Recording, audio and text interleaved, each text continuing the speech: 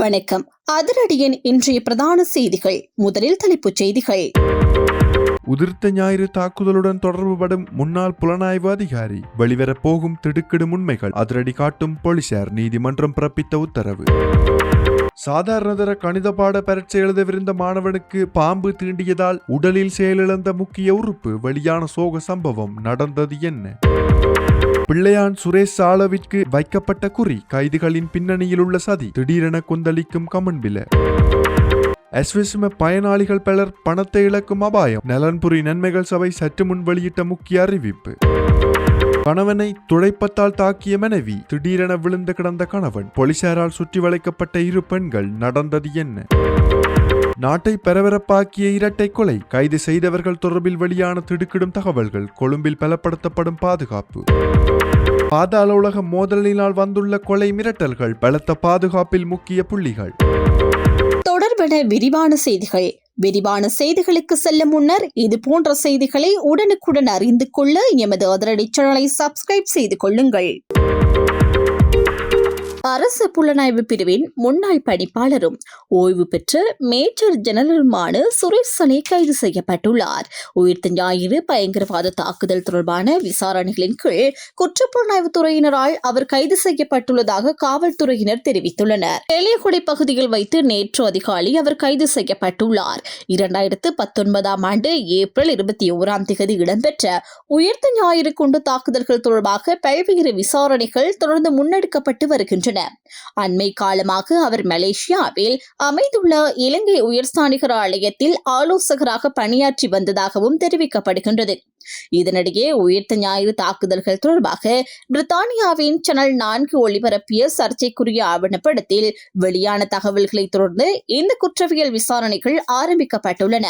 சமூக மற்றும் மத விவகார மையத்தின் நிர்வாக இயக்குநரான பாதிரியார் ரொஹான் செல்வா தாக்கல் செய்த முறைப்பாட்டின் அடிப்படையில் விசாரணைகள் தொடங்கப்பட்டதாக குற்றப்புலனாய்வுத்துறை முன்னதாக கோட்டை நீதவான் நீதிமன்றத்தில் தெரிவித்திருந்தது.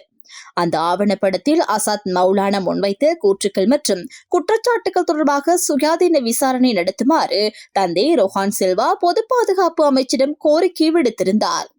இதனைத் தொடர்ந்து அந்த முறைப்பாடு பதில் காவல்துறை ஆய்வாளர் பிரியந்த வீரசூரியவுக்கு அனுப்பப்பட்டதாகவும் அவரது அறிவுறுத்தலின் பேரில் குற்றப்புலனாய்வு துறையின் ஊடாக விசாரணைகள் ஆரம்பிக்கப்பட்டதாகவும் தெரிவிக்கப்பட்டுள்ளது. இந்த விசாரணை தொடர்பாக முறைப்பாட்டாளரான ரோஹன் சில்வாவிடம் ஏற்கனவே வாக்குமூலம் பதிவு செய்யப்பட்டுள்ளதாக காவல்துறை உறுதிப்படுத்தியுள்ளது. மேலும் சேனல் 4 ஆவணப்படத்தில் பேசிய அசாத் மௌலானாவின் தனிப்பட்ட செயலாளராக முன்னர் பணியாற்றிய முன்னாள் ராஜாங்க அமைச்சர் சிவனேசன் துரை சந்திரகாந்தன் ஏற்கனவே கைது செய்யப்பட்டு தடுத்து வைக்கப்பட்டுள்ள நிலையில் சுரேஷ் சனே தொடர்பாகவும் மேலதிக வாக்குமூலங்கள் பெறப்படலாம் என எதிர்பார்க்கப்படுகின்றது. உயிர்த்த ஞாயிறு தாக்குதல்களில் தொடர்புடையதாக சேனல் 4 குற்றம் சாட்டப்பட்ட சுரேஷ் சனே 2019 ஆண்டு டிசம்பர் மாதத்தில் புலனாய்வு சேவையின் இயக்குநராக நியமிக்கப்பட்டிருந்தார். எனினும் பாதிரியார் ரொஹான் சில்வா தாக்கல் செய்த முறைப்பாட்டை தொடர்ந்து ஜனாதிபதி அவரை அந்த பதவியிலிருந்து நீக்கி வேறொரு அதிகாரியை அந்த பதவிக்கு நியமித்திருந்தார். இந்நிலையில் உயிர்த்த ஞாயிறு தாக்குதல்கள் தொடர்பான விசாரணையின் ஒரு பகுதியாக கைது செய்யப்பட்ட முன்னாள் அரசு புலனாய்வு தலைவரான சுரேஷ் சனே 72 மணி நேர தடுப்பு காவல் உத்தரவின் கீழ் விசாரிக்கப்படுவதாக காவல்துறையினர் தெரிவித்துள்ளனர் என்பதும் குறிப்பிடத்தக்கது. தற்போது நடைபெற்று வரும் சாதாரண பரீட்சையின் கணித பாடத்திற்கு தோற்றுவதற்காக தயாராகியிருந்த கொளியாப்பட்டி மத்திய கல்லூரி மாணவன் ஒருவனுக்கு பாம்பு கடித்த சம்பவத்தில் பார்வை இழப்பு ஏற்பட்டுள்ளதாக கொளியாப்பட்டி காவல்துறை தெரிவித்துள்ளது. பரீட்சை காலத்தில் மாணவர்களுக்கு பாடம் நடத்துவதை தடை செய்யும் விதிமுறைகள் அரசாங்கத்தால் விதிக்கப்பட்டுள்ள நிலையில் கணித பாடத்திற்கான பயிற்சி வினாத்தாள்கள் குறித்து கலந்துரையாடுவதற்காக ஒரு பயிற்சி வகுப்பில் கலந்து கொண்ட பின்னர் வீடு திரும்பும் போதே அந்த மாணவனை பாம்பு கொத்தியதாக பாடசாலை வட்டாரங்கள் தெரிவித்துள்ளன. அதனைத் தொடர்ந்து மாணவர் உடனடியாக குளியாப்பட்டி போதனா மருத்துவமனையில் அனுமதிக்கப்பட்டுள்ளார். இந்த சம்பவம் தொடர்பில் மருத்துவமனையின் செய்தி தொடர்பாளர் ஒருவர் தெரிவிக்கையில், நோயாளியின் தற்போதைய அறிகுறிகளை அடிப்படையாக கொண்டு அவரை பாம்பு கடித்திருக்கலாம் என சந்தேகிக்கப்படுவதாக கூறினார். மேலும் வழங்கப்பட்டு வரும் சிகிச்சையின் விளைவாக எதிர்காலத்தில் மாணவனின் பார்வை மீண்டும் கிடைக்கும் வாய்ப்பு இருக்கலாம் என்ற நம்பிக்கையும் இருப்பதாக அவர் தெரிவித்தார். அதே நேரம் பரீட்சை காலங்களில் மாணவர்கள் மிகவும் கவனமாகவும் பாதுகாப்பாகவும் நடந்து கொள்வது மிக முக்கியம் என்றும் மருத்துவமனை செய்தி தொடர்பாளர் வலியுறுத்தினார். வீடொன்றில் நபரொருவர் தாக்கப்பட்டு படுகொலை செய்யப்பட்ட சம்பவம் தொடர்பில் ஹொரணை காவல்துறை விசாரணைகளை ஆரம்பித்துள்ளதாக தெரிவித்துள்ளது. இந்த கொலை சம்பவம் ஹொரணை காவல்துறை பிரிவுக்குட்பட்ட பேருவந்தண்ட பிரதேசத்தில் நேற்று இடம்பெற்றுள்ளதாக காவல்துறையினர் கூறியுள்ளனர். இந்த சம்பவத்தில் உயிரிழந்தவர் பேருவந்தண்ட பிரதேசத்தை சேர்ந்த 32 வயதுடைய நபர் என அடையாளம் காணப்பட்டுள்ளார். ஹொரணை காவல் நிலையத்திற்கு கிடைத்த தகவலின் அடிப்படையில் சம்பவம் தொடர்பான விசாரணைகள் உடனடியாக ஆரம்பிக்கப்பட்டதாக காவல்துறையினர் தெரிவித்துள்ளனர். ஆரம்பகட்ட விசாரணைகளின்படி உயிரிழந்த நபர் அருகிலுள்ள வீடொன்றுக்கு சென்று அந்த வீட்டின் கதவுகள் மற்றும் ஜன்னல்களை தாக்கி தகராறில் ஈடுபட்டுள்ளார். இதனைத் தொடர்ந்து குறித்த வீட்டில் இருந்த பெண் அந்த சம்பவம் தொடர்பில் உயிரிழந்த நபரின் மனைவிக்கு தகவல் வழங்கியுள்ளார். அந்த சந்தர்ப்பத்தில் சம்பவ இடத்திற்கு வந்த மனைவி குறித்த பெண்ணுடன் இணைந்து துடைப்பத்தால் தனது கணவனை தாக்கியுள்ளதாகவும் இதுவே மரணத்திற்கு காரணமாக இருக்கலாம் என்றும் காவல்துறையினரின் ஆரம்பகட்ட விசாரணைகளில் தெரியவந்துள்ளது. இந்த சம்பவம் தொடர்பில் சந்தேக நபர்களாக கருதப்படும் 2 பெண்களும் கைது செய்யப்பட்டுள்ளதாகவும் அவர்களிடமிருந்து மேலதிக விசாரணைகள் மேற்கொள்ளப்பட்டு வருவதாகவும் ஹொரணை காவல்துறையினர் தெரிவித்துள்ளனர். அக்குரைகுடவில் கடந்த 13ஆம் தேதி இடம்பெற்ற சட்டத்திரணி ஒருவரும் அவரது மனைவியும் சுட்டுக் கொல்லப்பட்ட இரட்டை கொலை சம்பவம் தொடர்பான விசாரணைகள் தற்போது 80% வரை நிறைவடைந்துள்ளதாக போலீஸ் ஊடக பேச்சாளரும் உதவி போலீஸ் அத்தியட்சகருமான FW வுட்லர் தெரிவித்துள்ளார்.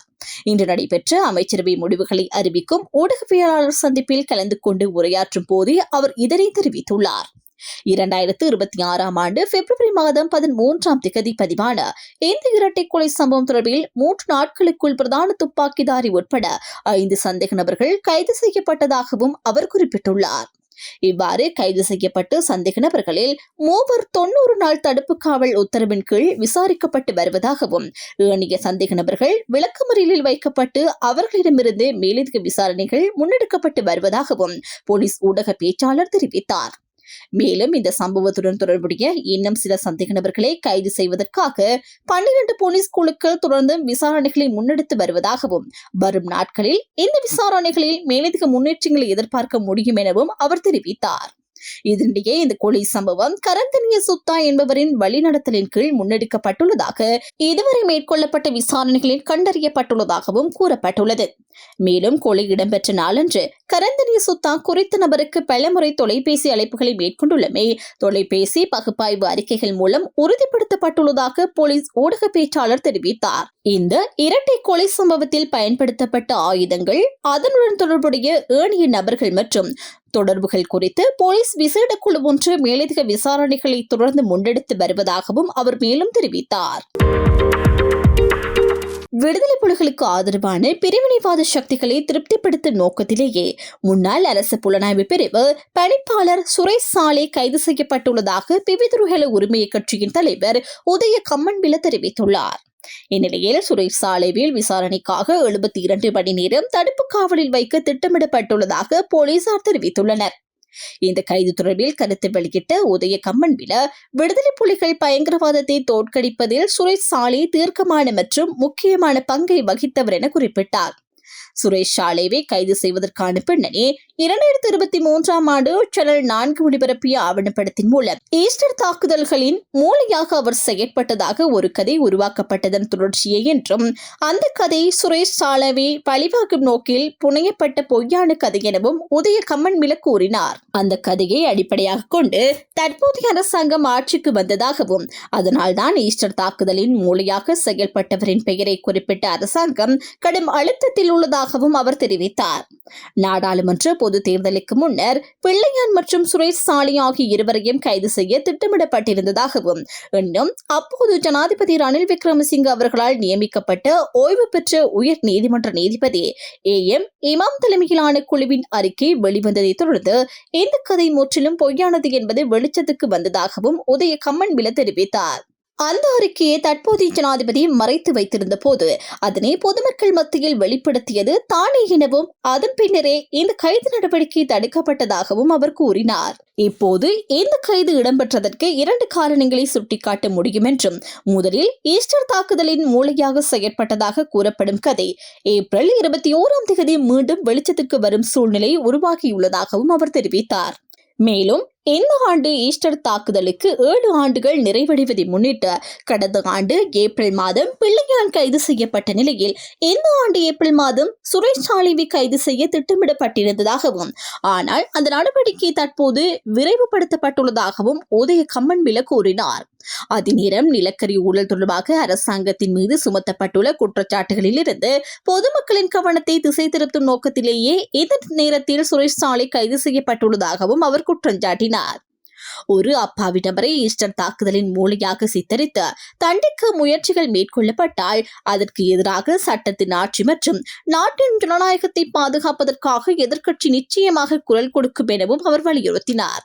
ஒருவரை மூளையாக சித்தரித்து அதனை அடிப்படையாக கொண்டு அரசாங்கம் மேற்கொள்ளும் இந்த நடவடிக்கைகளை முடிவுக்கு கொண்டுவர நாம் ஒருபோதும் அனுமதிக்க மாட்டோம் என்றும் உதய கம்மன்பில குறிப்பிட்டுள்ளார்.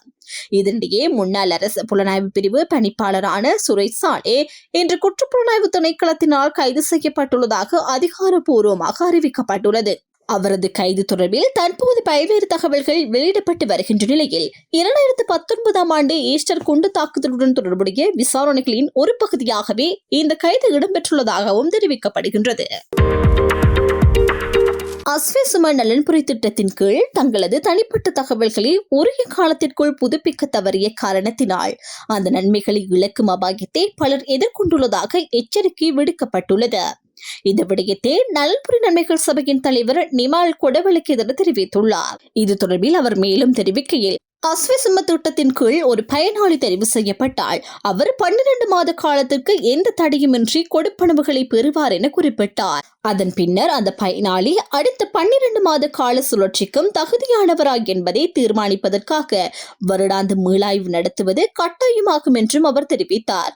இந்த வருடாந்த மீளாய்வுக்காக தேவையான தகவல்களை புதுப்பிக்கும் நடவடிக்கை 2025 ஆண்டு நவம்பர் மாதம் 20 ஆரம்பிக்கப்பட்டதாகவும் இருப்பினும் இதுவரை சுமார் 85,000 பயனாளிகள் தங்களது தகவல்களை புதுப்பிக்கவில்லை என்றும் அவர் கூறினார். இதன் காரணமாக அஸ்வசும நலன்புரி திட்டத்தின் கீழ் ஏழை மற்றும் மிக ஏழை என வகைப்படுத்தப்பட்ட 85,000க்கும் மேற்பட்ட நபர்கள் தங்களுக்கான நன்மைகளை இழக்கும் நிலையில் உள்ளதாகவும் அவர் சுட்டிக்காட்டினார். அஸ்வசும பயனாளிகளின் தகவல்களை புதுப்பிக்கும் செயல்முறை 2025 நவம்பர் 20 ஆரம்பிக்கப்பட்ட போதிலும் இதுவரை ஏழை பிரிவை சேர்ந்த 56,547 பயனாளிகளும் மிக ஏழை பிரிவை சேர்ந்த 28,608 பயனாளிகளும் அந்த நடைமுறையை நிறைவு செய்ய தவறியுள்ளதாக தெரிவிக்கப்பட்டுள்ளது. இந்த நடவடிக்கைக்காக புதிய காலக்கெடு கடந்த 20 வரை நீடிக்கப்பட்டிருந்ததாகவும் கூறப்பட்டுள்ளது. பொதுமக்கள் தங்களது தகவல்களை இணையவழி மூலமாகவோ அல்லது பூர்த்தி செய்யப்பட்ட விண்ணப்ப படிவங்களை அருகில் உள்ள பிரதேச செயலகத்தில் ஒப்படைத்ததன் மூலமாகவோ புதுப்பித்துக் கொள்ள முடியும் எனவும் இருப்பினும் இது தற்போது ஒரு பாரிய சிக்கலாக மாறியுள்ளதாகவும் அவர் குறிப்பிட்டார். தகவல்களை சரியான நேரத்தில் புதுப்பிக்காத பயனாளிகள் அடுத்த கொடுப்பனவு சுழற்சியின் பரிசீலிக்கப்பட மாட்டார்கள் என்றும் அவர் எச்சரிக்கை விடுத்தார். இதற்காக பிரதேச செயலகங்களுக்கு அறிவித்துள்ளோம். கிராம சேவை உத்தியோகஸ்தர்களூடாக இதன் அவசரத்தை பொதுமக்களுக்கு எடுத்துரைத்துள்ளோம். மேலும் இணையவழி தகவல் புதுப்பிப்பை எளிதாக்குவதற்காக தனியார் தகவல் தொடர்பு மையங்களுக்கு சிறப்பு அனுமதியும் வழங்கியுள்ளோம் என நிமால் கொடவலுக்கு எதிராக தெரிவித்தார். இந்த மையங்களூடாக ஏற்கனவே கணிசமான அளவு தகவல்கள் புதுப்பிக்கப்பட்டுள்ளதாகவும் மொத்தமாக 20,70,000 பேர் இதுவரை பதிவு செய்துள்ளதாகவும் அவர் கூறினார். இருப்பினும் ஏதோ ஒரு காரணத்தினால் ஒரு குறிப்பிட்ட எண்ணிக்கையிலான பயனாளிகள் இன்னும் தகவல் புதுப்பிப்பு செயல்முறையை மேற்கொள்ளவில்லை என்றும் அவர் தெரிவித்தார். இந்த பயனாளிகள் தித்வா சூறாவளியினால் பாதிக்கப்பட்டவர்களாக இருக்கலாம் அல்லது மிகவும் பின்தங்கிய கிராமப்புறங்களை சேர்ந்தவர்களாக இருக்கலாம் என்றும் அவர்களையும் எவ்வாறாயினும் திட்டத்திற்குள் உள்வாங்க நடவடிக்கை எடுக்கப்படும் என்றும் அவர் உறுதியளித்தார். நாங்கள் அவர்களை கைவிடப் போவதில்லை. பொதுமக்களிடம் தகவலை கொண்டு சேர்க்க எவ்வளவு முயற்சி எடுத்தாலும் இன்னும் ஒரு தகவல் தொடர்பு இடைவெளி இருப்பதை உணர முடிகின்றது என்றும் அவர் கூறினார். இதனிடையே தகுதி பெற்ற 16,800 விண்ணப்பதாரர்கள் வங்கிக் கணக்கு இல்லாத காரணத்தினால் இதுவரை நலன்புரி நன்மைகளை பெறாமல் உள்ளதாகவும் தெரிவிக்கப்பட்டுள்ளது. அவர்களில் 8,900 பேர் ஏழை பிரிவை சேர்ந்தவர்களாகவும் 4,400 பேர் மிக ஏழை பிரிவை சேர்ந்தவர்களாகவும் உள்ளனர். வங்கிக் கணக்கு இல்லாத பயனாளிகள் அதிகமாக பதிவாகியுள்ள மாவட்டம் நுவரெலியா மாவட்டமாகும். அங்கு வங்கிக் கணக்கு இல்லாதவர்களின் எண்ணிக்கை 4,655 பதிவாகியுள்ளது. குறிப்பாக நுவரெலியா மாவட்டத்தின் நோர்வூட் பிரதேச செயலகம் பிரிவில் மட்டும் சுமார் 1000 பயனாளிகள் இதுவரை வங்கிக் கணக்குகளை ஆரம்பிக்கவில்லை என தெரிவிக்கப்பட்டுள்ளது. பயனாளிகள் வங்கிக் கணக்குகளை திறக்காததற்கான முக்கிய காரணம் அவர்களிடம் தேசிய அடையாள அட்டை இல்லாமை எனவும் தேசிய அடையாள அட்டையின்றி வங்கிக் கணக்கை திறக்க முடியாது என்றும் அவர் விளக்கினார். சிலரிடம் அடையாள அட்டை இல்லாமலும் சிலர் இந்த நலன்புரி நன்மைகளை பெறுவதில் ஆர்வம் காட்டாமலும் இருக்கலாம் என்றும் அவர் குறிப்பிட்டார். பயனாளிகள் தெரிவு செய்யப்பட்ட பின்னர் அந்த பட்டியல் வெளியிடப்பட்டதும் அவர்கள் நிதியை பெறுவதற்காக கட்டாயமாக வங்கிக் கணக்கை திறக்க வேண்டும் என்றும் கூறப்பட்டுள்ளது. இதற்காக சம்பந்தப்பட்ட பிரதேச செயலகம் பயனாளிகளுக்கு ஒரு கடிதத்தை வழங்கும். அந்த கடிதத்துடன் அவர்கள் தெரிவு செய்யப்பட்ட அரசு வங்கிகளில் அஸ்வசும கணக்காக போற்றிய மீதி கணக்கு எனப்படும் ஜீரோ பேலன்ஸ் கணக்கை திறக்க வேண்டும் என்றும் அறிவிக்கப்பட்டுள்ளது. ஆரம்பத்தில் சுமார் 1 லட்சம் பயனாளிகள் வங்கிக் கணக்கு இன்றி இருந்ததாகவும் தற்போது அந்த எண்ணிக்கையை கணிசமாக குறைந்துள்ளதாகவும் நலன்புரி நன்மைகள் சபையின் தலைவர் தெரிவித்தார். எனினும் இன்னும் சிலர் வங்கிக் கணக்கு இல்லாமலும் அல்லது தாங்கள் இந்த நன்மைக்கு தகுதி பெற்றுள்ளோமா என்பதை அறியாமலும் உள்ளதாகவும் கூறினார். அவர்களை அறிவுறுத்துவதற்காக கடிதங்கள் மற்றும் குறுஞ்செய்திகள் அனுப்பப்பட்ட போதிலும் அந்த தகவல்கள் அவர்களை சென்றடையவில்லை என்றும் அவர் மேலும் தெரிவித்தார். இலங்கையில் ஒரு பேருந்து பயணம் செய்து கொண்டிருந்த பெண் ஒருவரிடம் அருகில் அமர்ந்திருந்த நபர் ஒருவர் தகாத முறையில் அங்க சீட்டையில் ஈடுபட்டதாக கூறப்படும் காணொளி ஒன்று சமூக வலைதளங்களில் வெளியாகி வரும் அதிர்ச்சியையும் கவலையையும் ஏற்படுத்தியுள்ளது. இந்த சம்பவம் தொடர்பில் சமூக வலைதளங்களில் பலரும் தமது கடும் அதிருப்தியையும் சினத்தையும் வெளிப்படுத்தி வருகின்றனர். பெண்கள் வேலை தேவைக்காகவோ அல்லது பிற அத்தியாவசிய தேவைகளுக்காகவோ பேருந்துகளில் பயணம் செய்யும் போது ஒரு சில நபர்கள் இவ்வாறான அங்க சீட்டுகளில் ஈடுபட்டு முகம் சுளிக்கும் வகையில் நடந்து கொள்வது மிகவும் வேதனைக்குரியதாகவும் என பலரும் கருத்து தெரிவித்துள்ளனர். இவ்வாறான சம்பவங்கள் நாளை அந்த நபர்களின் பிள்ளைகளுக்கோ சகோதரிகளுக்கோ அல்லது அவர்களது மனைவிகளுக்கோ கூட நேரிடக்கூடியவை என்பதையும் சமூக வலைத்தள பதிவுகளில் பலர் சுட்டிக்காட்டியுள்ளனர். மேலும் பொது இடங்களில் இவ்வாறு அநாகரிகமாக நடந்து கொள்கின்ற ஒரு சில ஆண்களினால் ஒட்டுமொத்த ஆண்களையும் சந்தேகத்துடன் பார்க்க வேண்டிய சூழ்நிலை பெண்களுக்கு உருவாகி வருவதாகவும் இது சமூக ரீதியாக மிக கவலைக்குரிய விடயம் எனவும் தெரிவிக்கப்பட்டுள்ளது. இந்த சம்பவத்தில் ஈடுபட்ட நபரை அடையாளம் கண்டு அவருக்கு எதிராக கடும் சட்ட நடவடிக்கை எடுக்க வேண்டும் என சமூக வலைதளங்களில் பலரும் வலியுறுத்தி வருகின்றனர். இத்துடன் அதிரடியின் இன்றைய பிரதான செய்திகள் நிறைவடைகின்றன. எமது செய்தி தொடர்பான உங்களுடைய கருத்துக்களை மறக்காமல் கமெண்டில் பதிவிடுங்கள். மேலும் இது போன்ற செய்திகளை உடனுக்குடன் அறிந்து கொள்ள எமது அதிரடி சேனலை சப்ஸ்கிரைப் செய்து கொள்ளுங்கள்.